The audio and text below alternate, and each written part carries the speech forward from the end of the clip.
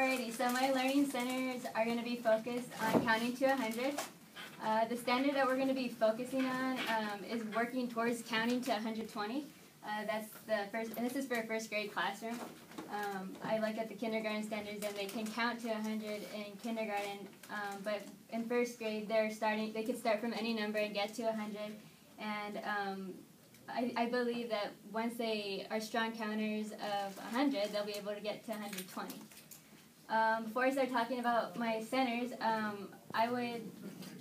if I don't have a regular older student helper that comes weekly to come help out, or a parent that comes in the classroom, I would send out a little note to the parents and just say, informing them, oh, we're doing learning centers in class, and we're in need of a couple of volunteers to help out. Just so that way it gives me the freedom to roam around in the classroom. And one of the learning centers is going to require an adult there. Okay, so for my first activity, we have the bean race. And how the activity goes is that students will be traveling in groups. So I would say maybe 6 max in a group, but in that group for this activity, they're going to choose one partner. And so they're going to be given a bag of beans and dice. And so the first person will roll the dice. Whoever gets the highest number goes first. And they will also be getting a sheet of paper, but that'll come later.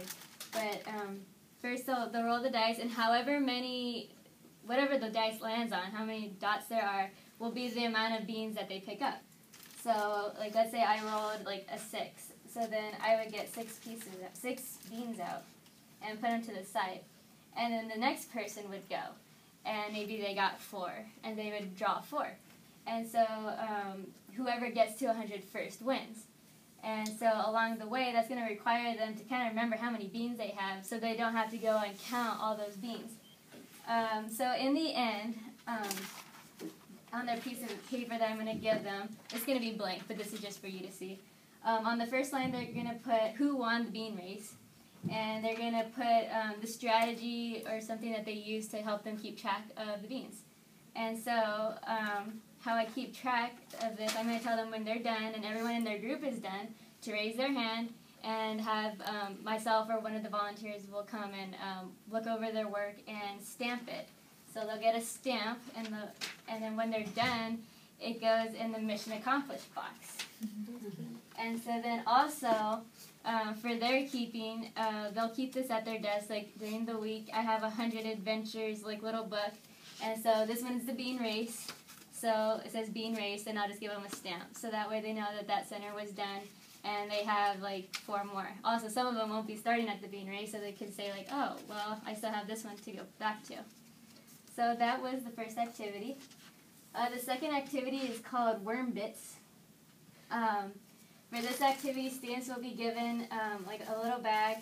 They're going to be kind of working individually, but they can help each other in the group. They're going to be given a little bag of worms with 5 worms in it, a little plastic knife, and a paper towel. And also a piece of like what I call story paper. So it'll be blank, but this is just like an example for you guys to see. So they're going to have to make 50 pieces with their 5 worms. So the worms are kind of small, so the kids might think like, how am I going to do that with only 5 worms? So they're going to have to make them into like even little pieces, and then on their paper, I'm going to tell them to draw out how they grouped them. For mine, I put 10 for each worm, and then also I want them to, it's kind of a challenge question I have on the board. I say, tell me why I gave you 5 worms. So, and I gave them 5 worms because, 10 pieces for 5 worms will get you 50. So then they'll get it stamped, it'll go in the mission accomplished box, and then they'll get their little stamp for their 100s Adventures book.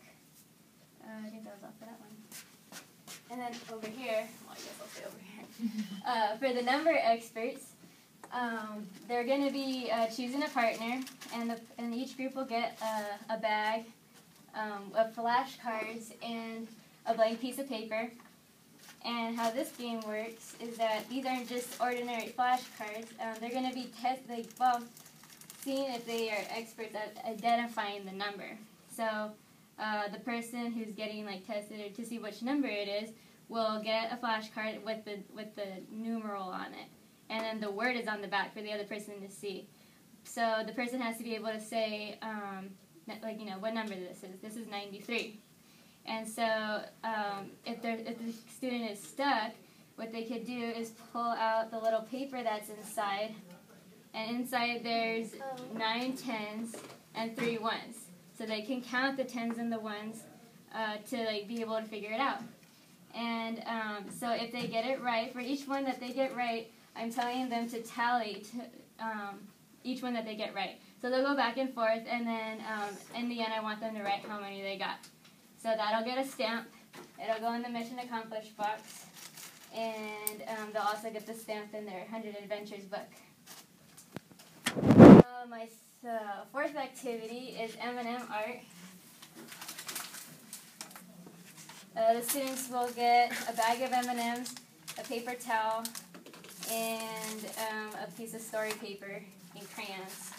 The other activity would have gotten crayons too, the worms bits, because they're drawing. But anyways, okay, so first I'm going to tell them to open up their bag of M&Ms and to pour them out on the paper towel, so that way they could eat them later if they want. So then I want them to write down on the first line how many they have. And then on the second line, I want them to group them by color and tell me how many of each color they have, and to represent that with tally marks so they could keep track of it. Then next, I want them to make a picture on the paper towel with the M&Ms. Just make a picture. And so since we're not going to glue the M&Ms, and if they want to eat them, I want them to draw what they made the picture of, and that'll go right here. And so if they don't use all their M&Ms, it's okay. And I want them to write down how many they used and how many they didn't use. And on the last line, I want them to make like a number sentence. So I used 40 and I didn't use 49, but we have 89 in total, so 40 plus 49 is 89. Or if they wanted to do a subtraction one, 89 minus 40 equals I had 49 left over. So that would get a stamp, and that would go in the Mission Accomplished box, and along with their stamp on their 100 Adventures book. And my last activity is a literature story, which is going to be the one that I would need an adult there for. This book is called A Fair Bear Share. And the book is about there's 4 bears, and they want to make a blueberry pie. And their mom tells them, okay, if you get enough pieces to make the pie, we'll make the pie. So in the story, how the center will be set up, the students will be sitting around the person who's reading the story. And I kind of set it up for the book where, when the bears come back, one of them gathered 11 seeds, one gathered 14, and the other one gathered 12. So in the book, they're gathering blueberries, nuts, and seeds. So for my blueberries, they'll be using blue pom-poms. For my seeds, they'll be using, I cut out little, just individual seeds. And then for nuts, or since some kids might be allergic to nuts or something, we're going to use our imagination and pretend that the little packaging is our nuts. So for this one being seeds, I would have the volunteer count out the students, bear number 1, bear number 2, bear number 3, 1, 2, 3. So that way, okay, so the first one gathered 11. So I would say, okay, bear number 1s, I want you to pick out 11 seeds. And then, so they would do that, and the same with the second and third bear. And then, since they have to add the total, I would say, okay, so this group of 3, I want you to add your total and see what you get, and the same for the other group, and see if they come up with the same one, and that kind of thing. Also, I covered up the answers, so then after I find out the answer, the volunteer can say, good job, you got it right. So that's pretty much how that one goes. For this one, I gave them, it's optional if they want to use it, if they want to use a piece of blank paper, but I'd say that participation is really part of that activity. So so they'll still get a stamp on the paper because they're participating, and the volunteer will decide whether they participated or not, unless they were defiant and didn't do the activity or something. That would go in the Mission Accomplished box and get a stamp in their 100 Adventures. Also, for my assessment, I have that I can count to 100, and it's important that the students know how to write each number. So it's just like a little book, and each page has 10. And for some of them, I started to fill in like a couple. So this one has 3 and 7. But their goal is to complete the whole book from 1 to 100. And then after 100, then I have the Are You Up for a Challenge?